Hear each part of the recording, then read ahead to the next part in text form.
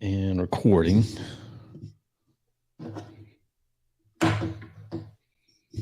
All right. We are set to go to launch on another great episode. Well, hello, everyone. Welcome back to another episode of Persuasion by the Pint. I'm Jonathan Taylor, along with Sean McCool. Switching it up there a little bit on the intro. Pause. I like that. a little pause. Keep the people guessing. Yeah, that's right. They're waiting for that nice little pattern interrupt. I like it. Mm-hmm. Yeah. Take an NLP class over the weekend or something. No, I've watched some episodes of Mad Men, and that's there's a lot of effect going on there. So practicing your boardroom pitch. That's right. That's right. Pause. Yeah, it always looks better on film, right? Though it's like you try that in reality, and you just Yeah, it's a little. It's like, I don't know. Maybe it must be the camera angles and the sound mics and everything. It just doesn't come across the same way when you're doing a live pitch in person. So it just comes off a little awkward sometimes. It works great on stage and in film, but it's a little harder. Yeah. Face to face. Mm-hmm. Sure. Absolutely. At the kitchen table trying to sell something, whatever. That's right. That's right. You're always thinking in the back of your mind, I'm going to pause, slow down, and then I'm going to accentuate that deep baritone voice. Yeah. A commanding voice. And you get to the then it's like, oh, well, yeah. Hey. Yeah, you get to the pause and you're like, I think a good 2 to 3 seconds. You're like half a second, you're panicking. It's like, boom, blows up. Yeah. Oh, the worst part I don't know about you, Sean. The worst is when you're calling up someone, and so I'm much better in person than I'm the worst when it comes to leaving voicemails. When you're expecting to talk to someone, and you get you get their voicemail, and so, it's just like you're on the spotlight of like, oh man, I've got to craft this perfectly. Probably should have that pre-written, ready to go. Pre-written. How many times have you literally? And I have. I mean, I've got it, scripted in your mind of how you do that. But then when you make a mistake, how many times have you hit the pound button on your phone to, hopefully give you the option to re-record anymore? I don't listen to them and I don't leave them. I try to get straight to the point without going into a lot of detail and, create some kind of intrigue and interest to get them to call back. Voicemail is so pre-2008. I think it is. I don't know when it really is. died, but it was a while ago. Yep. So, all right, we got a quick show today. Some of us with sunshine. Absolutely. Get to go out and play golf. I'll be out there. It feels like Ohio here in Austin today. It's been gray for a week. We did get some rain though, so I'm happy about that. So, well, your weather's coming our way tomorrow. So you better get out there while you can. So I'm going to take advantage this afternoon and hit some golf balls because earlier this week or last week we were under 10 inches of snow. Yeah. This week we have 60 something degree weather and sunshine. So it's crazy. I love about the South right there. Never, it's not like Buffalo where you're going to have the 10 feet just sitting on the side of the road for the next 2 months. It's just it's awful. That's right. So we're going to be talking about Chapter 5 of the book Breakthrough Advertising by Eugene Schwartz. Here he's kind of summarizing things. It's called The Art of Creative Planning, How to Make an Idea Grow. Yep. There's a couple key things that we'll take away from here, but it's like one of the shortest chapters in the whole book. But there's a couple things he talks about in here. Like it's literally only 1, 2, 3, 4 or 5 pages, but as usual, there's a lot in that 5 pages. So we'll pull apart a little bit. If we have time, this is already losing a little bit of steam. And I told you about it, Jonathan, but Russell Brunson was in the news this week a little bit. Some people have heard. Yeah, about I it. was Some like, I people- was shocked. I was late to the punch on that one because I didn't know anything about that. But Late to the so to punch. speak, late to the punch. Here we go. Oof, that was bad. Yeah, so I mean, I've got some commentary, but if you don't want to listen Yeah. to it, it'll be right at the end. You can tune out at the end. Mhm. Yeah. Yeah. We'll get into. I'm not really going to get into right or So wrong. give us for people that don't know, We'll save it. give to us- the end. I don't want to get like into it because I know it's very like polarized. Like some people don't want to talk about it at all, okay. and some people are like, "Well, I already know, so I'll hang on to the end." So either way, whether you know or don't know, little tidbit. We're there. just using it for clicks, so I don't care. Yeah, we're just using it to maybe a We're little SEO This juice. is shameless there, but Yeah. yeah, it'll be interesting because I had no idea until you mentioned it today, and then I'm like, Yeah, and after you it's sent already the like link, it happened, I think, last weekend, and it's already dying out in less than a week. Yeah. Yeah. So it's just interesting to watch, and I do have a couple pieces of commentary. And since he's a big name in our world, I think it's, yeah, talk about it in a productive way. So we'll do that. We're not going to bash anybody. no, No pun intended. no, I could easily feel myself in his shoes and how I yeah. would feel, and like, Yeah. hoping in my case or in anyone's case, hoping it would die out, eventually, because it's one of those things, people are just under scrutiny as they rise to a certain level. Well, you are the, it's kind of what we're talking about in this book. If you're going to build a big name, big brand, big following, Right. there are a few. Yeah, there's a lot more some things upsides. that come along with that. Absolutely. So we'll jump into chapter 5. If you're interested at the end, we'll get a little bit more detail about Russell Brunson, and we'll gossip a little bit, and then that'll be it. Jonathan will go play some golf. But Absolutely. first, I've got a good beverage today, and I think I'm kind of excited to get started on that. So Okay, let's hear it. I know you've got a little devil's juice over there or something. So, but yeah, I'll start with mine. Okay. Saw this can, the Meteor Mash. Let me go ahead and pull up the old for. Ooh, like the art, like the artwork. Yeah, this is from Burlington Beer Company. Yeah. And it is the Meteor Mash. It is a double stout with coconut, chicory, and milk sugar. So Meteor Mash is a drool-worthy pastry-style double stout. Flavors and aromas of dark chocolate, drizzled coconut bars, cold brew coffee, toasted pecan toffee brittle, and chocolate malted milkshakes. Chicory is a woody, herbaceous plant in the dandelion family with bright blue flowers. Chicory roots are roasted, ground, and often used as a coffee substitute. There you go, a little trivia for you today. There you go. Yeah. Roasted chicory root tastes similar to coffee with a nutty, earthy, and woody character. Chicory is often used to make New Orleans-style coffee, using a mix of coffee and chicory. That's more than you ever wanted to know about chicory on the Marketing Podcast. Bought me by the from every day. That would actually be a pretty good show. It is 8%. Yeah. And I'm looking forward to it. It is as dark as the soul of a Baptist on Saturday night. Wow. Can you repeat the dark as a soul of a Baptist on a Saturday night? Yeah. I'm trying to picture that. When they're out clubbing or at the bar. Oh, yeah. Oh, Maybe a Presbyterian. I don't know about a Baptist. that's our joke for our Southern audience. There we go. Insert your religion there. Just whatever you want. All right. Yeah, I did think the can art could possibly win a what are they called? The Chuggy Award? Yeah, from the craft booth, Yeah, Chuggies, I think is what he calls it. Chuggies. Okay. Yeah. That could that would definitely be a candidate. I've got a Duvel. Is that hopefully I'm pronouncing that correctly. A double. I got you a double. It's interesting that on their website they have a 1U, whereas on the can they have.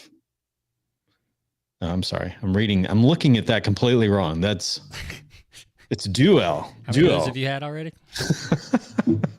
Let me start over. I don't even know anything about this. I don't even know how to pronounce it. It just looked cool. I think it is UV because the U and the V are not the same if you're looking at the script. That's true. That's true. I mean, So if it's you had a well, few, they look the same. I promise you, I have to add a single beer on this episode. This is my first, and I have not been smoking any pot. So I noticed here's the thing that attracted me. So I'm at the craft or at the liquor store, and they've still got these. I saw these over the holidays. So they got these. It's a discovery pack. You know, if you've never even had one, have you seen these? I have not, but I mean, I've seen packs like them. Yes. Yeah, the discovery pack. Yeah, they got the glass and everything. Nice. It says, you know, it's got 4 premium Belgium. So this is a Belgian beer. So they've got the 666, which is the where they get that is the that's actually the alcohol content. It's the alcohol content, it's not a devil beer. It's IPA. It's got an IPA. It's got the Belgian blonde, which I'm having today, and then it's got an IPA Citra and then an IPA Cashmere. I don't know what that is. So do all of them have the same alcohol? 6. Yeah, they all have the same 666 alcohol content. So, yep, each one of them. Wow, that's a strange coincidence. Yeah, it is. It really is. Yeah, I'm a sucker for those gift packs, you know, with the glasses in them and things like that. Well, here's the thing. It kind of made me think about our episode today, and we'll get into this, but it's, you know, our topic today, we're talking on chapter 5 on the process of maturation. And so this is kind of an example of how, so, you know, one of the things that we can discuss is examples of how brands kind of revive things or how to, I guess, repurpose or create new packaging when things grow stale, you know, during the maturation of a product or whatever. So great example of a company that obviously, hey man, you know, you can buy this beer, you can buy this, you know, in a 6-pack the normal way, or we can create some kind of special edition or what we call a discovery pack where people can buy a 4-pack with a glass, and it did come with a glass, Sean. A little glass there. Cool. Nice. And we can upcharge big time on that. We can upsell that thing big time and make some money during a, you know, a seasonal promotion or, you know, what happens. They roll those out usually at Christmas and you know, so you must have had a leftover there. So I think you're in a different chapter than I am because you're back on page 45 and I was starting on page 59. So okay. I'm looking at the summary. It says chapter 5, process of maturation. Maybe I am all over the place. Maybe the summary's wrong. So anyway, it says it's on our cheat sheet, Sean, our talking points. How can companies revive older products? So yeah, I guess I didn't check that thoroughly. Oh well. Anyway, well, who knows what we'll use AI, man. Just, you gotta check your work. That's right. That's right. All right. So with that said, like I said, I'm having a blonde. No offense. I told my wife I don't like blondes. But in this case, I think it'll be pretty good. So looking forward to it. Yeah. Especially a naughty blonde like that with a 666. So, exactly. All right. Well, cheers it up. All right. Cheers. I was terrible pour on this, by the way. That's why you see like the head up to here. I thought you just drank half of it already. No. It was the worst pour ever, and I turned it sideways. So, yeah. All right. So mine is a very roasty coffee milk stout. It's interesting. They called it milk sugar. You know, as one of the ingredients. And I had to look it up. It's like milk sugar. What is that? Yeah. But it's basically lactose. But it's kind of smart marketing to not say lactose because a lot of people are freaked out by the word lactose. But that's basically what it is. So they just called it milk sugar. It looks amazing. It is good. I'm going to give this on a scale of 1 to 5 pints. I'm going to pull a number out of the air and give it a Man, I've had some good ones lately, so I'm going to give this a 4.75. Ooh, 4.75. Yeah, Very good. we're in my wheelhouse as far as types of beer this month. Yeah, on this one, I think it's very good. For a blonde ale, I'm going to give it a solid 4. I'm going to give it a 4.1. You know, typically not a go-to for me, especially not this time of year. But it's good. It's refreshing. So on a day like today where it's 60, mid 60s, days like today would be, perfect for it with sun's out. This would be a nice blonde ale to have out while you're, hitting the links, All right. So refreshing. Very nice. All right. Well, let's jump in. Yeah, the notes on this thing are way wrong. I'll have to edit those at some point. Yeah, let's talk about how to revive a dead product. That's a good little part. That's actually still in chapter 3, I think.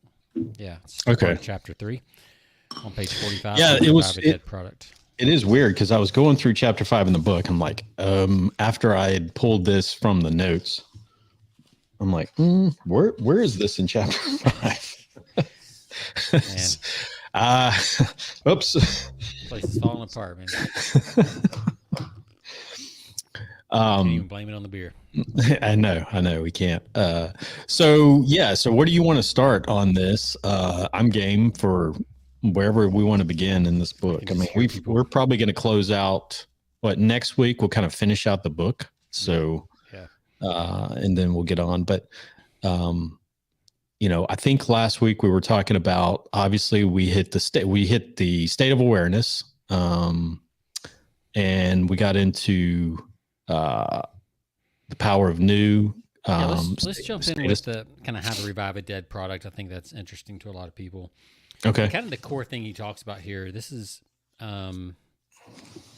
this is after it's gone through the different stages of sophistication. The 4th stage is when things just get really, over the top.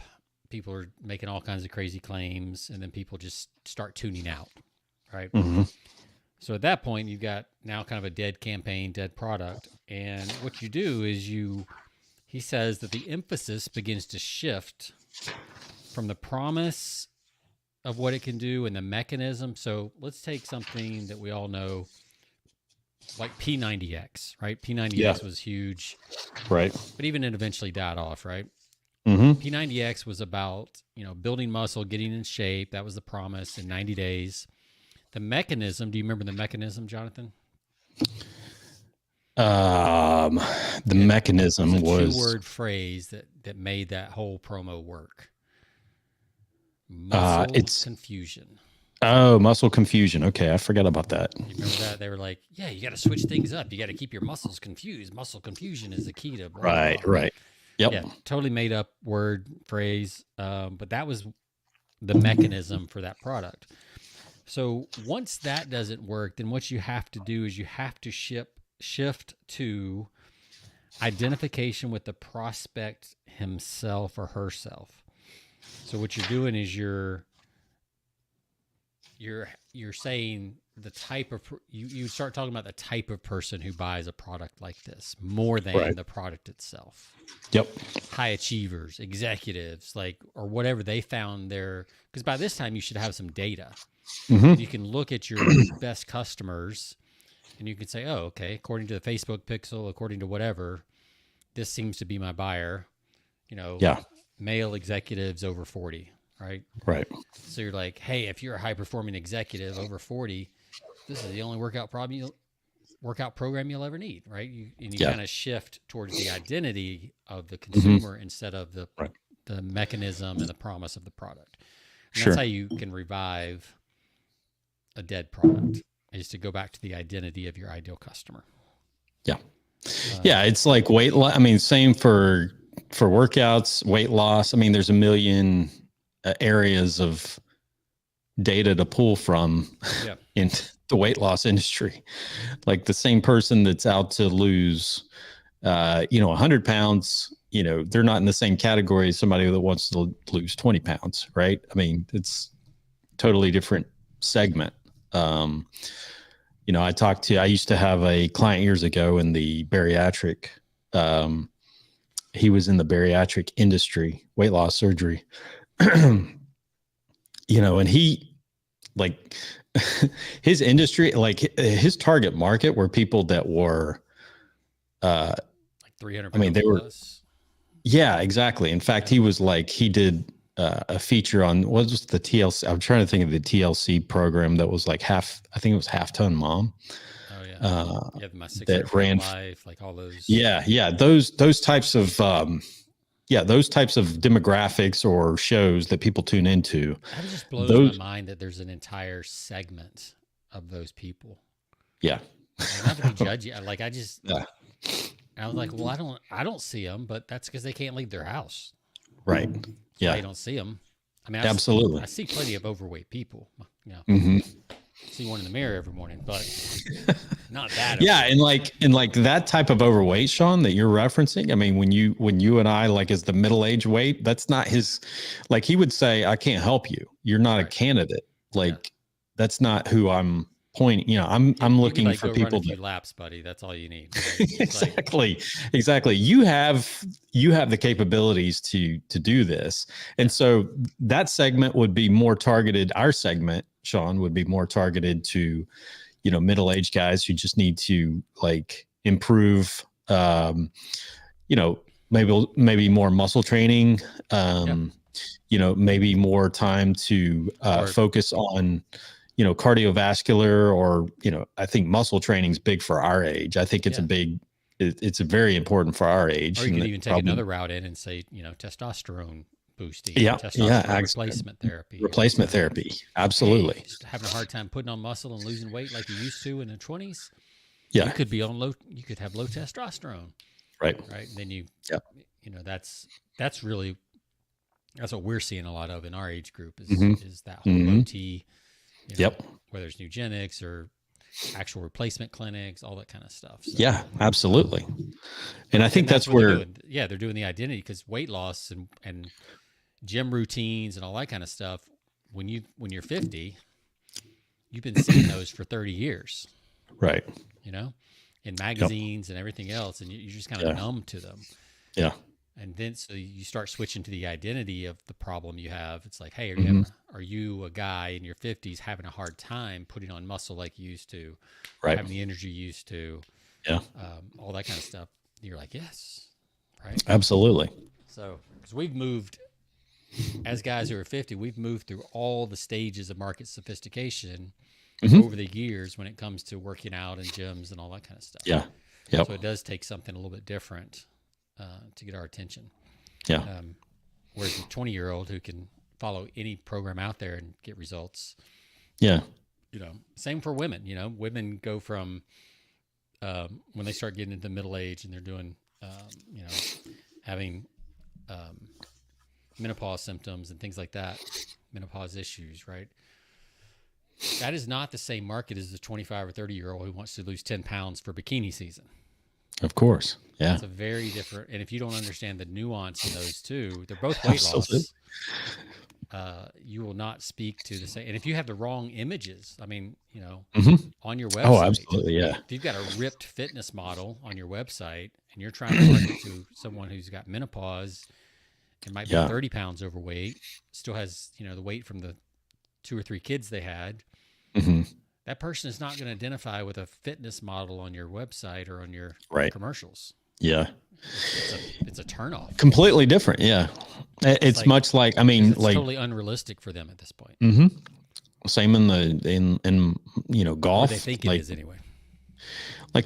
Golf programs or golf equipment, all things are not equal in the world of golf. A 20-year-old golfer is their needs are completely different than a 40-year-old golfer or a 50-year-old golfer, and what they need. I mean, it's all about, driving for show when you're younger and And as you get older, you're like, I need to be more strategic, and I just need to be able to swing the golf club, without, throwing my hip out and, or pulling something along the way, and just maintaining, consistency. You start realizing there's other clubs in the bag too. It's like, oh, exactly. There's a reason there's more irons than there are woods, in the bag. That's right. Yeah. So yeah, I think that's a good point, that every industry, and across the board has different, different age brackets, different demographics within those niches. And the fact that you can progress or follow the maturation of that product through a lifetime of people that have, been buyers or been followers of XYZ product. And but the thing is, as they mature, as the product matures, as your audience matures, you have to change with that and understand the needs change. Yeah. Desires change. Absolutely. So, yeah. And actually the good thing is like the disposable income typically goes up, so, True. Through that maturation of your audience, hopefully. So, yeah. Yes. But it's like the baby boomers, big companies have followed their entire life journey, and you see other brands that will probably do, similar stuff. Yeah. When baby boomers came on, right, you started selling them cars and houses when they came back from the war. Then you started selling them diapers and baby formula and toys. And you started selling them, and you just follow them all the way. Now you're selling them diapers again, but just right. Absolutely. for a different reason. Yep. So go from selling them Pampers to Depends. That's right. That is great lifetime value. Yeah, for sure. For those companies. It's not the same product, but it's interesting it's a good example of kind of following someone through their life and seeing how their needs change. Yeah. The products they buy are going to change. That's just the way things happen in your market. Yeah. And you could have new people coming you could stay in one market and have new people come in all the time. Yeah.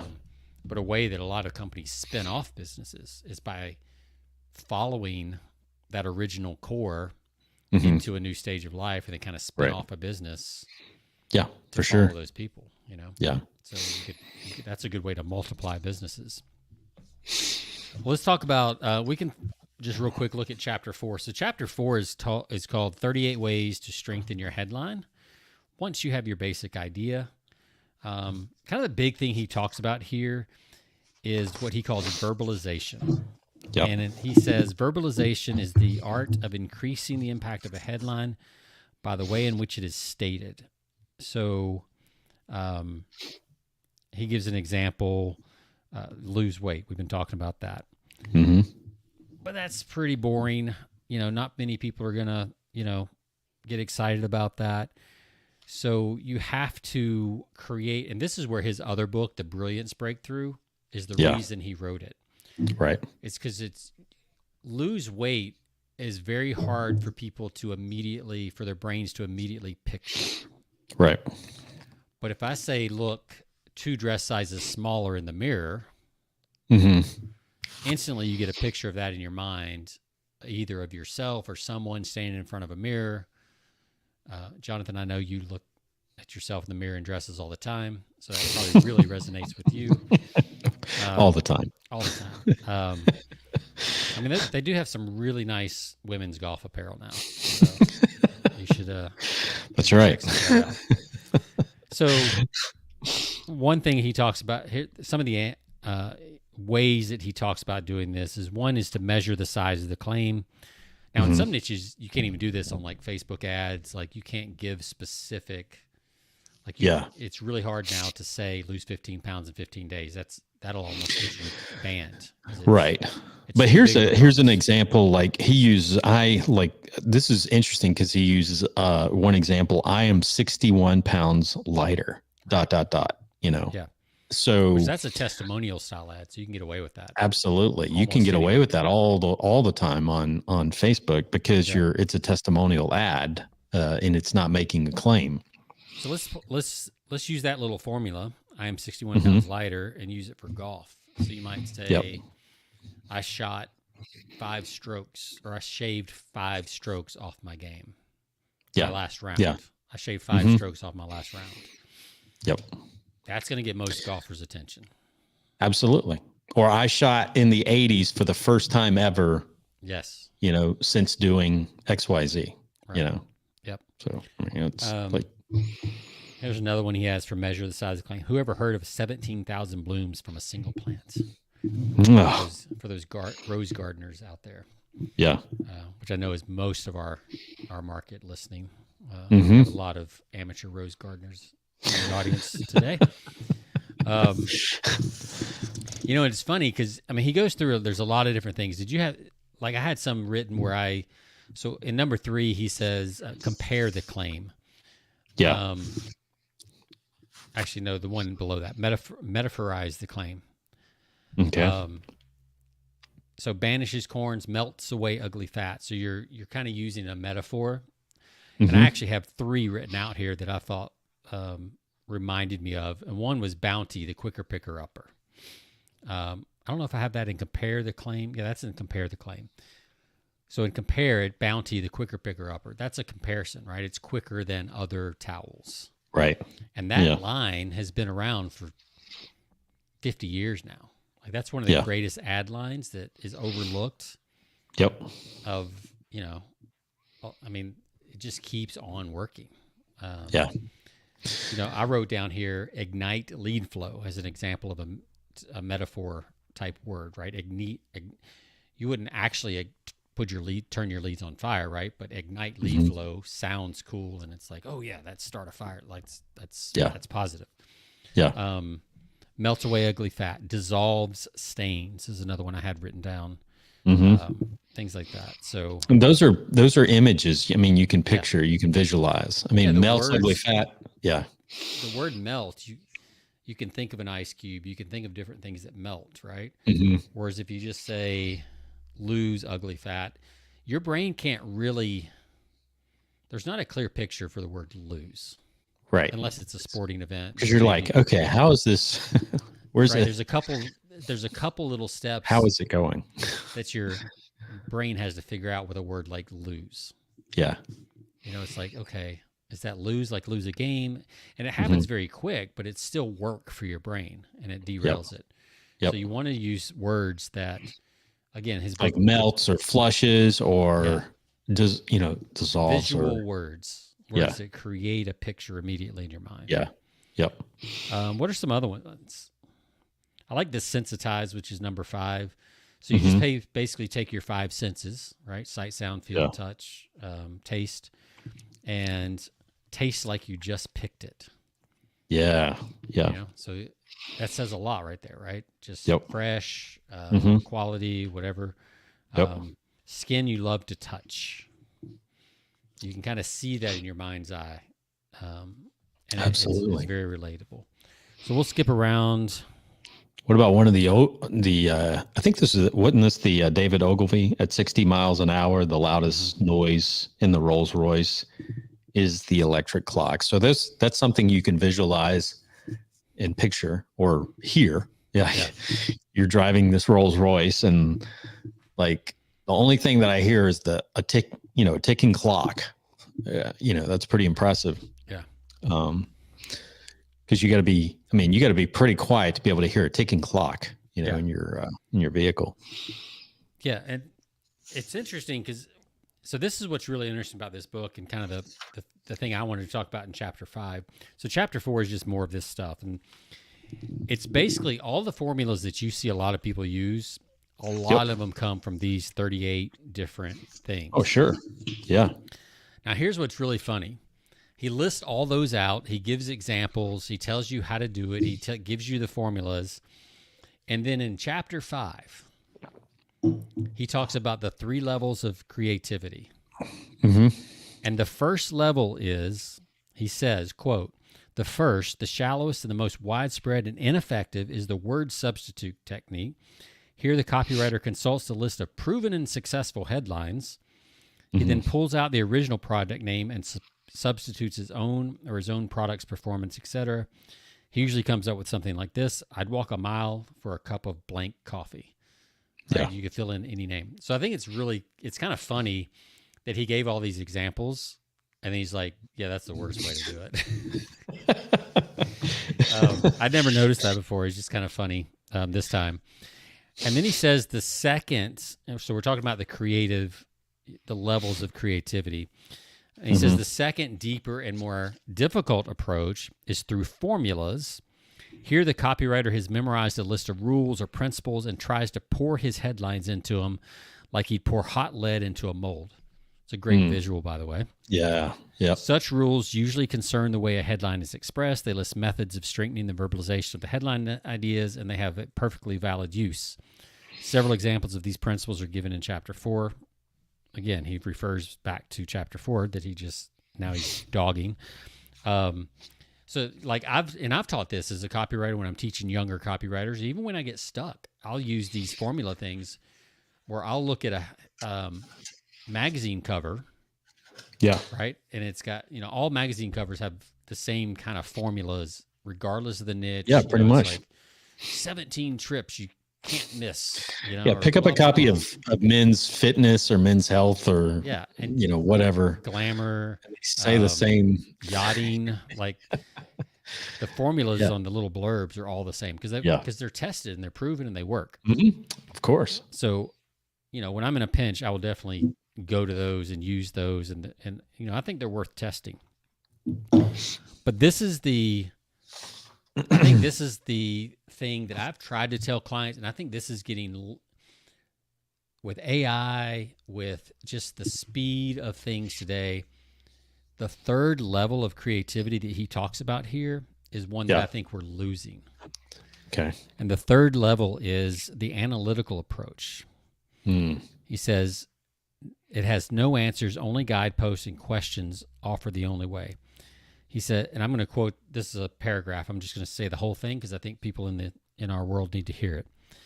This is a hard fact to accept. It means that a solution which has cost you days and weeks of painful effort and which has done its job perfectly can only be used once. It means that there are no creative shortcuts. The effort must be duplicated with each individual ad. But fortunately, the techniques of probing can be learned and perfected. Intuition can be sharpened. A sensitivity can be developed for picking out the vital fact from a maze of information. He says, in advertising as well as science and in art, the solution to the unique lies only in itself. And then he gets into what he calls motivation research. We might call it market research, psychographics, whatever.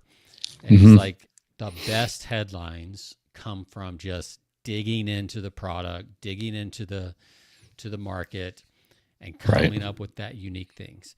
All the famous headlines you study that are now formulas were somebody's level 3 creativity when they came up with it. Yeah. Well, going back to the Rolls-Royce ad, I mean you just think about that. Who are the people that buy typically they're the people that own a Rolls-Royce. They're kind of, they're more of a refined group. You think of people that are kind of, they have a special, they have a certain type of style, right? Yeah. More elegant approach to life. Yep. They don't want to be bothered by the noise of an engine, that's making, too much noise. Awful. So obviously that was, that headline really talked to that audience, the people that were buying a Rolls Royce. A person that reads that ad who buys a Mustang, for speed or, horsepower. Yeah. Or they're not going to be impressed with that. Huh? Yeah. A Dodge with they want the sound. They want the growl from the That's right. exhaust they want the pipes, man. They got to have those pipes. They want to feel that.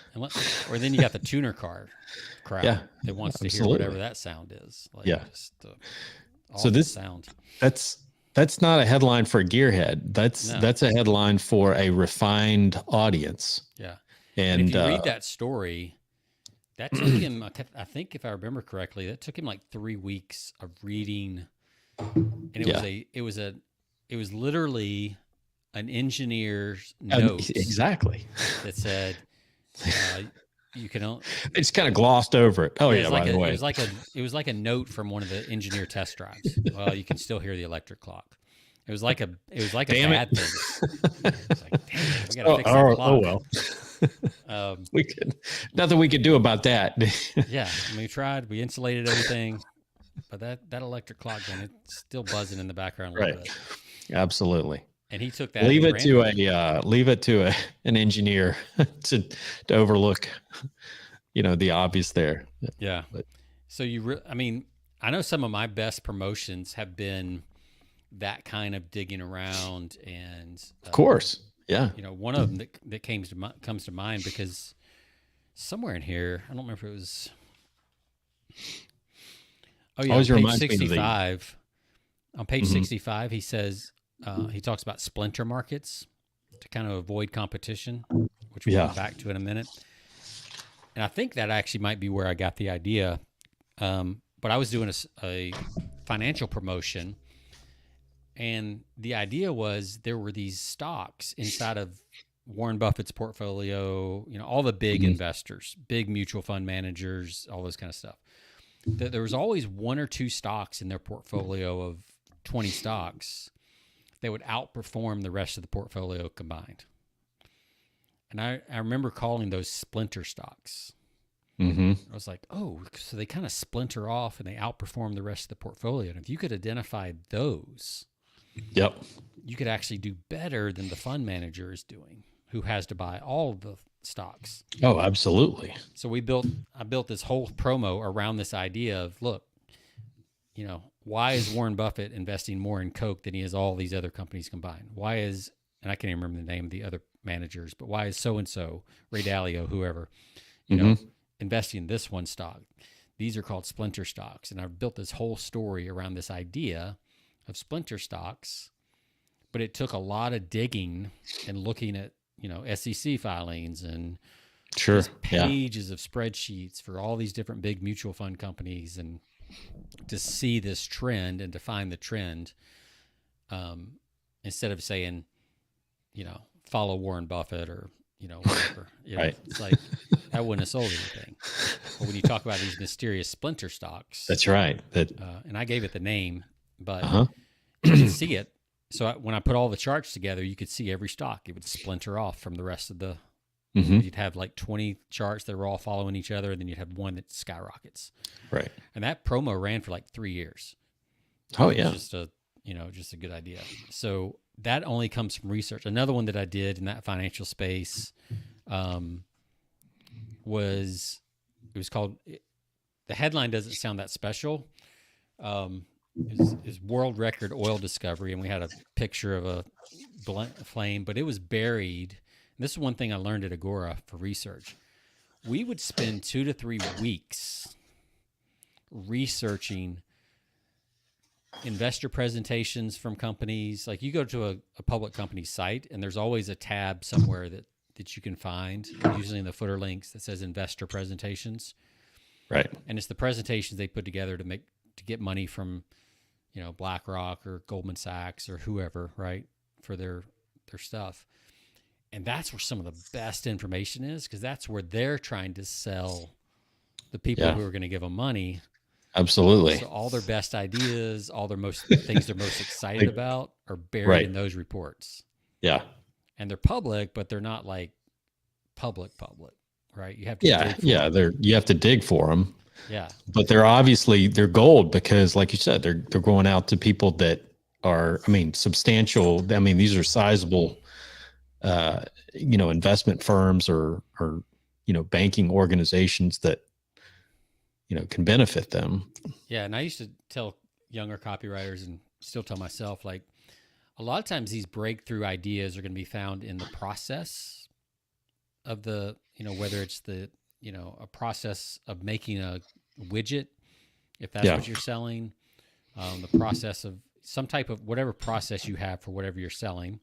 Right. It could be in the people in the company or the customers, but it's usually found in process or people, was kind of the things I narrowed it down to. Yep. But man, it takes digging. Like, it does. A lot of research. like you can get a lot of psychographic stuff with AI now, and you can get a lot of, you know, kind of broader market research and even some niche market research that's really good and saves a lot of time. But the type of stuff we're talking about here is stuff that, you know, you just gotta dig for, and you gotta poke around for, and it takes a lot. It reminds me, this section that we're into about these, obviously these splinter markets, reminds me of Blue. You know that book, Blue Ocean Strategy. Yep. You know, where you're always looking for markets where there's uncontested, you know, market space. You know, there's very little competition, and there's always, I don't care what industry or market you're looking at, there's always areas that you can, you know, break into with, you know, maybe the volume or the, you know, the competition is not as strong, but there's also the audience isn't quite as big, but they're still very profitable areas that you can be a part of. Absolutely. Here's another example I have kind of handwritten in here. It's not part of the book, but I wrote it in here because I remember reading about it. Do you remember the Febreze story? Yes. What actually happened with Febreze? We may have talked about this 4 or 5 years ago. Because it did start out as it came about as something other than what it was originally intended to be. Yeah, they did all these research. They couldn't get it to sell, and they were doing the market research. They were having people use it, and they were coming in. You know, the people would spray it, and then once they were done spraying it, they would get this little moment where they'd be like, it's kind of a finishing touch, so to speak. Like it was like at the end of everything else that you've done. It was like a flourish. I'm going to add this on. It wasn't a part of the process. I mean, it wasn't like at the beginning. It was like the finishing touch, and they didn't realize that, right? Yeah, but they were thinking it was going to be like Lysol, right, where you're really trying to pound out. And I think that is how they sell Febreze now. Mm-hmm. You know, it is more about eliminating odors now and stuff like that. Yeah. But in the beginning, it was about that kind of final cherry on top, ribbon, you know, on the package, that that moment of satisfaction after cleaning a room type thing. Mm-hmm. And they only found that out by like just tons of research, and, you know, as a marketer, they would go into people's homes, like, right? Yeah. I mean, they would like watch people clean and vacuum and do all the stuff, and then like they were like, okay, so they're spraying the stuff at the end when everything's already done. Like, and see, that's where I think a lot of smaller direct response companies, things like that, can really learn from some of the stuff that big brands do. Oh, sure. Now, you may not have the budget to do that, but how could you do something? I know there's copywriters. I think Gary Halbert was one. He would actually go to like I don't know if it's a Gary Halbert or not, but I remember a writer, I think they might have done some financial stuff. They would go to a country club, and they would hang out in the bar with the country club people, and then ask them questions about whatever they were working on, because they knew that was their target market. I should do that. And just kind of ask questions. Yeah, what do you think about so and so? You know, what do you think about the election? What do you think about this? Right? Yeah. And get like real world feedback. And he said that writer was like, it would always blow him away that, you know, what he thought was the thing that was people would be upset about. It was some weird little thing over here, right? Yeah. So yeah, stuff like this. So that kind of, you know, boots on the ground research, as we might call it. You know, digging old into school the journals. Reporting. Yeah, exactly. Very much. Which you don't see anymore, but I mean, no, it's all sensational. It's all quick. Let's get the click. All that kind of stuff. Yeah. It makes me think, you know, talking about the Febreze, Listerine too. Like what started out as one thing ended up completely, you know, Listerine never started out as a mouthwash. You know, they were trying to weren't they trying to sell it, Sean, to like dentists as an antiseptic I don't remember that one. I thought you were going to say it was like a battery cleaner or something. Well, it's pretty rough. You might be able to clean a battery, but no, I think they were using it in the medical. Maybe they were trying to sell it to doctors, but that was like a sterilization thing. Maybe, or something. Yeah, absolutely. Yeah. And they never had any, you know, preconceived notion of it being a mouthwash in the beginning.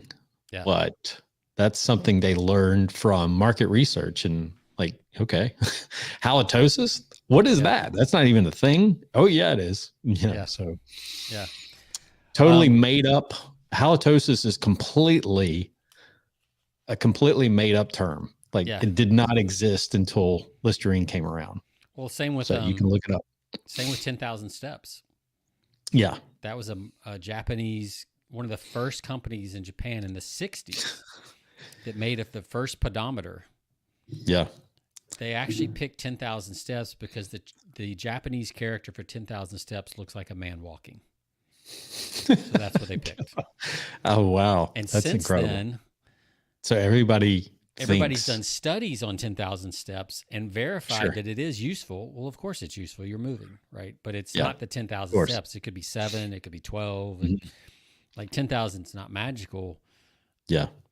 But it's just funny. Like, it's a marketing company that made that. And so much of our world is actually stems from marketing. I mean, breakfast.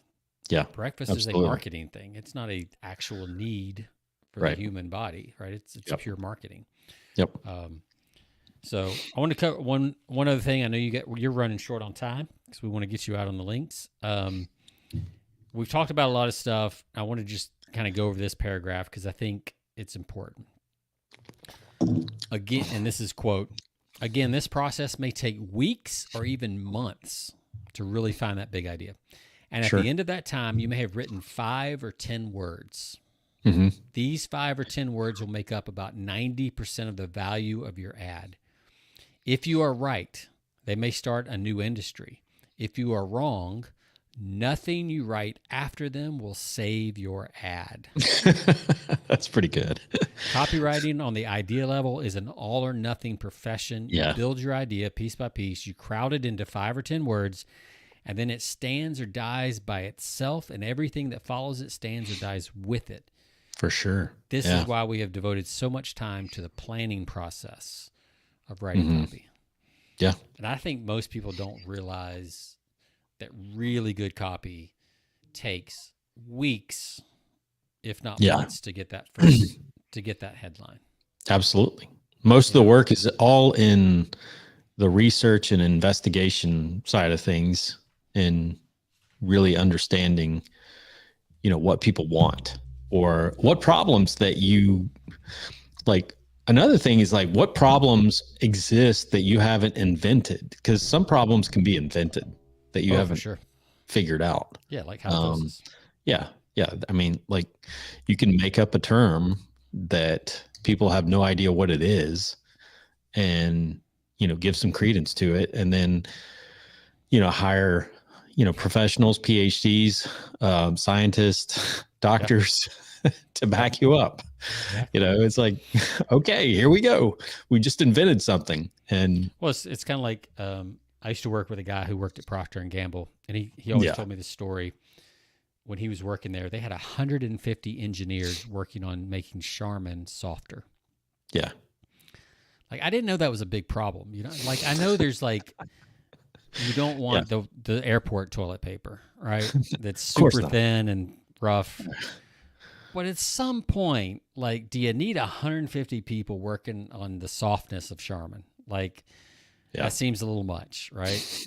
And, but that's their whole thing, right? They made a whole brand around soft. Absolutely, yeah. So they continued to feed the machine and feed the beast, and my opinion is Charmin's too soft. We don't use it because it's too soft. But it clogs up the toilet. Yeah, because it's too thick. So there's another. See, I just created another industry problem right there. Too soft, too thick can back your septic up. Who knows? Are you using the best toilet paper? You could be ruining your pipes. Yeah. That's right. So problems that you can invent, create, but the bottom line is you got to research, and most of the work that's done in really good copy, comes from the research side of things and the time that's spent as a investigative reporter, so to speak. That's like fact finding, digging, talking to people, like you said, I love the fact that there's still, there used to be reporters out there. That's not a thing anymore. There's no such thing as reporters. There's just there's a few at like local TV stations. Sure. They'll do the local investigative guy that goes in. Even that's almost a gimmick for ratings. Sure. Days, yeah. Right. It's not. Yeah. And it's more from a consumer advocate standpoint. Exactly. It's like, but back in the day, there used to be like real reporting, like people like watchdog type reporting. Yeah. People, people with like shoe leather on the ground, like walking into pubs and places, establishments that people, would frequent on a regular basis, and just talking to people, like getting feedback from people. And that's just not a thing anymore. So if you can do that, if you can get on the level of like the average schlep out there, that the average buyer out there, the consumer, the guy that spends money on a regular basis in your industry and understands. That's and it's ironic because a lot of copywriters, and even info marketers and things like that, they get into the business because they can kind of hide behind a computer. Right. And they think it's, I mean, I like being behind the computer and writing and spending my days, kind of by myself. But I remember one of the projects I worked on at Agora, one of the first ones, we got to a certain point and my copy chief was like, all right, here's who you need to go interview. See you tomorrow. And I had to go to drive 50 miles to the other side of town. Absolutely. I interviewed this guy and it was great because I learned a bunch of stuff and got to actually handle the product we were talking about. And it was really cool. So absolutely. And it was just, I learned some stuff that way that I could have dug through the internet for, weeks and not really experienced the same way. So, absolutely. Well, I guess we will not talk about RB since you got to run. No, I want to go ahead. Let's throw it out quick. Man. Yeah. So over the past week, sometime, I think it was last weekend, as far as when we're recording this. Yeah. It's been about a week by the time this episode airs. Russell Brunson is crazy because Brunson was coaching his son. Yeah. So he's a parent and a coach at a wrestling meet. Basically, his son looks like the opponent to his son had a chokehold on him. Some people say it wasn't a choke. Some people say it was. I'm not that advanced of a wrestler. I don't know for sure. Yeah. Russell jumps in, pulls the kid off, the opponent off. Some people say that he hit him twice. Some people say he just kind of slapped his back. That's yet remains to be seen. The video's out there if you want to look at it. Right. And it's caused this whole kind of, gossip thing. I mean, we're talking about it. Other people are talking about it. And people are really falling on two sides, right? It's like you should never hit a kid, no matter how light or whatever, especially in a... Did he hit him or you just pull him off? He hit him. He slapped him at least. Yeah. And some people say punched. It's hard to tell. The video's short. It's quick. Some new angles are coming out. Even, more angles are coming out because as you imagine a high school meet, there's probably all kinds of cameras that were actually there. Sure. Yeah. I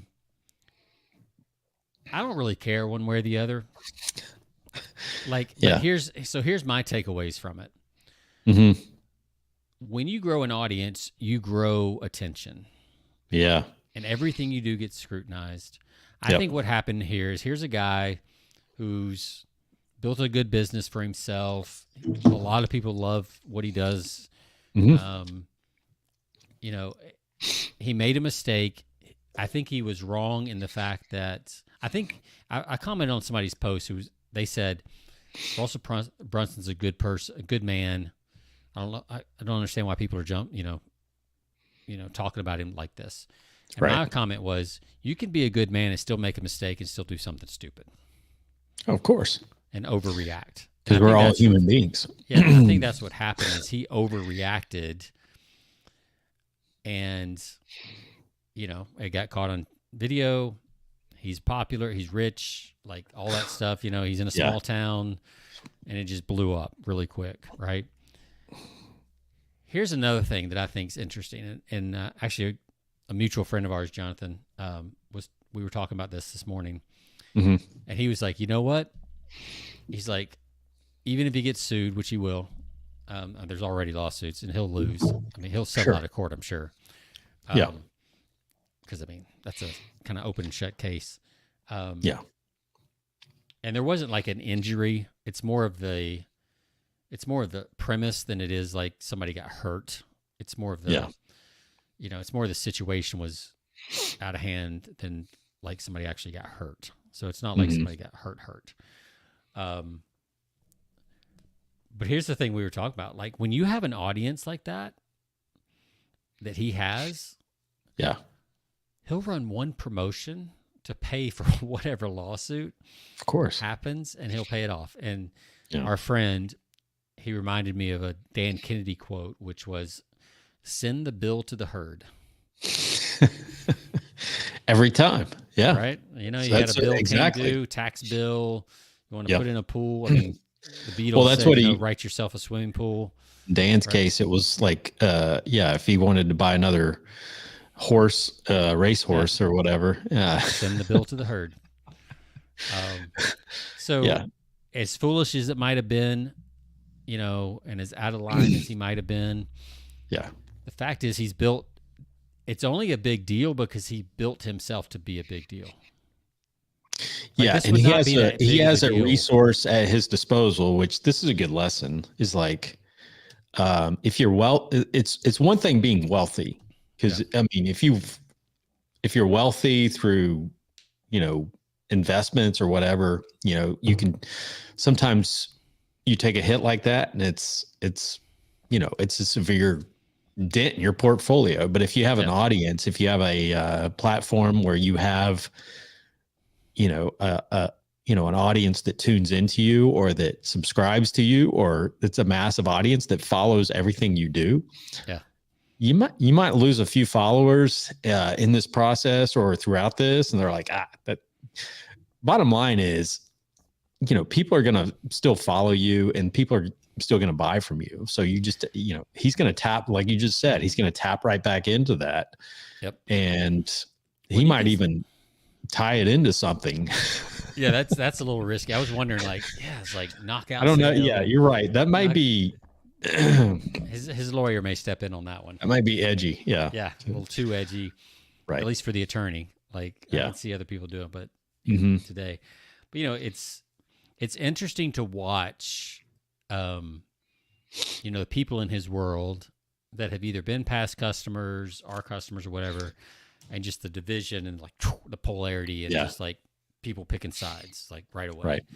And that's what you want. In his defense, that would what would work in his defense is really just embracing the mistake, which I don't know what his reaction was, but a lot of people that just say, everybody has, like, if you have a kid out there who's, in the same situation and you're not sure how that would play out, like, right. You're wrestling and you're not sure how that would play out. You're like, hey, I made a mistake. It was a reaction as a father, most of us can understand or. Well, even that, I mean, I've seen those comments and it's right down the middle. It's like some people are like, it doesn't matter. Like, you don't hit a kid. You don't jump in. Wow. And I think he jumped in really fast. Like, even if you have an illegal chokehold, I mean, the kid's got 10 seconds before he's choked out. Sure. I mean, like, it just takes 10 seconds to cut off your air supply and all that kind of stuff. Right? Yep. You're not gonna. I mean, maybe you could crush something if you were really in the wrong position, but I don't think I think it's highly unlikely. And there was a ref there. He was a little slow to act, but he was pointing it out. He didn't even give the ref time to get in there and do his job. Right. And I think that's the mistake he made.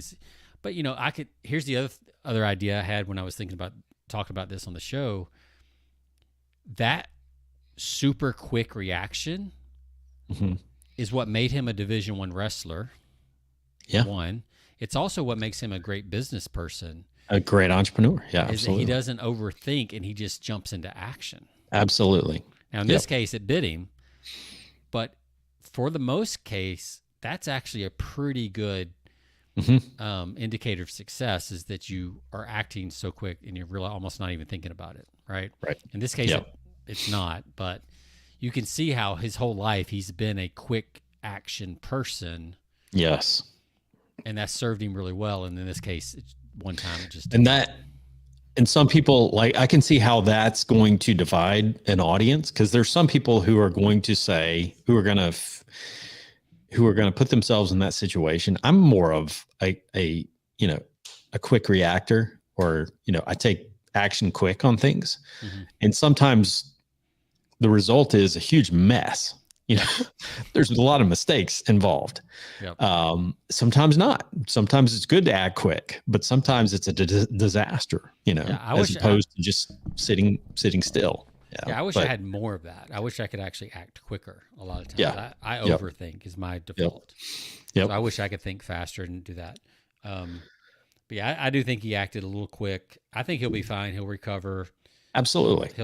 No one will remember this in 6 months. I mean, it's already dying out. Like it was all the thing 2 days ago. Yeah. Now it's already dying out. Absolutely. This is nothing. It's interesting. And like I said, I don't know what he's going to do, but I would simply embrace it and say, you know what? I made a mistake. I was concerned for my child or my son. And, absolutely. As a former wrestler, I was concerned. I saw my son out there, and I did what a lot of parents would do in that situation, which is like take action. And I made a mistake. So, I think this is I'm a human being. I think this is one of those cases where an apology is good. Yeah, absolutely. I think there's other places like in cancel culture where you shouldn't apologize. You should stand your ground. Yeah. No, in this case, I think it would be the right thing. And people would understand and forgive him right away if he did, admit that. So, but like you said, he's gonna recover. He's gonna rebound because people love him and people still follow. He's a savvy business, entrepreneur, and he's done well. So people, some people find anything to nitpick on. Yep. But for the most part, people understand. You're a human being, and so. Right. Things are going to happen. I was just reading a book. I don't know if you've read. There's a new book out by Schwarzenegger. Well, it's not that new. I guess it came out near the end of 2023. It's like the title of it's "Be Useful." I got it on Audible. So, Arnold Schwarzenegger, for everything that he's done and been successful for, he's got it's like a train wreck of mistakes along the way. Yeah. A lot of it's personal, and he admits it. He talks about it in the book. Actually, if you listen to it, it's kind of interesting. But he talks about some of his personal failures with his family along the way, and so I think we have a tendency to put people on, platforms that we really shouldn't, because we're all human beings at the end of the day. Well, we tend to only see the shiny side of it, and then we're surprised when. We're human. Yeah. It's like, no, we're all Absolutely. human. We're all, and if you think it can't happen to you, you're deceiving yourself. Give yourself time. Give yourself time. Absolutely. Scott Adams has said more than once, listening to him, we're all broken human beings at the end of the day. We are. That's just part of our nature. Realize that more and more. Yeah. More and more, for sure. Yeah. And I think that's why people make decisions slower typically as they get older, because you do understand, you start to understand consequences and things like that.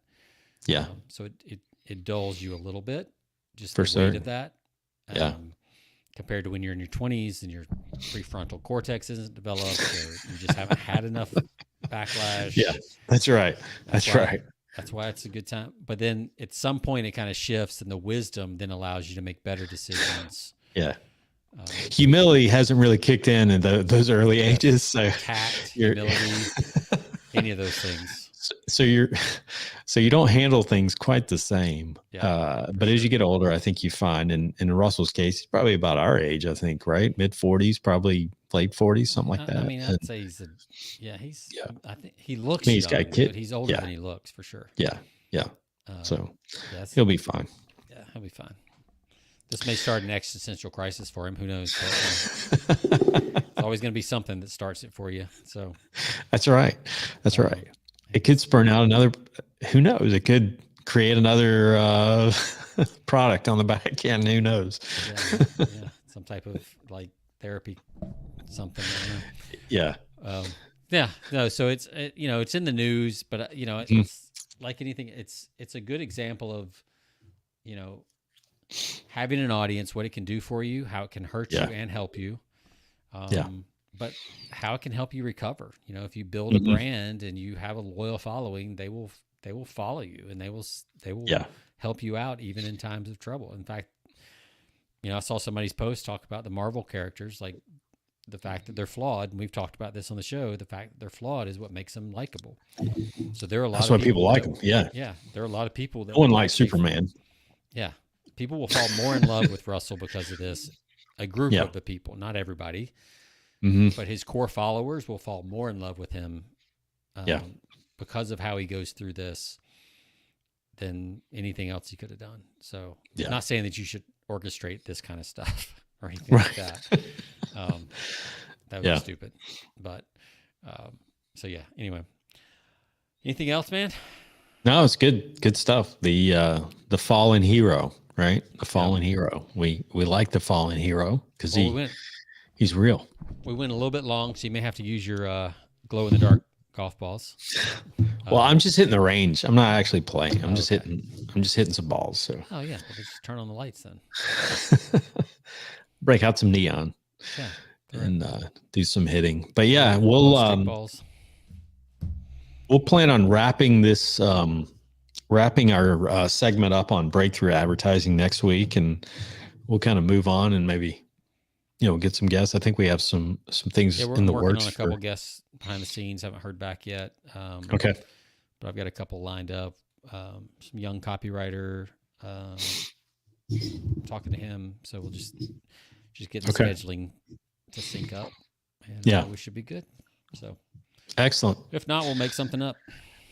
Yeah, I mean, we love. I think these segments are good. I think like a lot of people tune into our show, love our discussions on these, even though it's kind of sometimes it's just all over the place. But the fact that we try to dig into segments of this. I mean, breakthrough advertising, one of those popular books that people just you can go through, and it's timeless. It never gets old.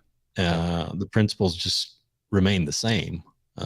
Whether it's 1968 or 2024, you start reading this stuff and a lot of it's like, okay, nothing's changed a whole lot. So, and people can find that at breakthroughabvertisingbook.com. If you don't have a copy, head over there and grab a copy from our friend, Brian Kurtz, who's been on the show once or twice. Yeah. Yeah. He made a big exception in his life and came on a Friday when he usually doesn't do that. So, so it's not cheap. It's $125, or you can get the $199 and get shipping, and get your get all kinds of little extras, libraries, videos, copies. We definitely ordered too soon. All these other goodies, man. These got. I'm probably going to end up reordering now. Just to get the other stuff. Absolutely, I was thinking the same thing. So, anyway. All right, man. Well, have a great weekend. And, you too, Sean. To all of our listeners, check us out, persuasionbythepint.com. Check us out on all of our podcast platforms. We're everywhere. And leave us 5 stars. We appreciate it. And we look forward to continuing to do segments like this, offer a lot of value, and have guests on, and let us know what you think. We'll see you guys next week. See ya.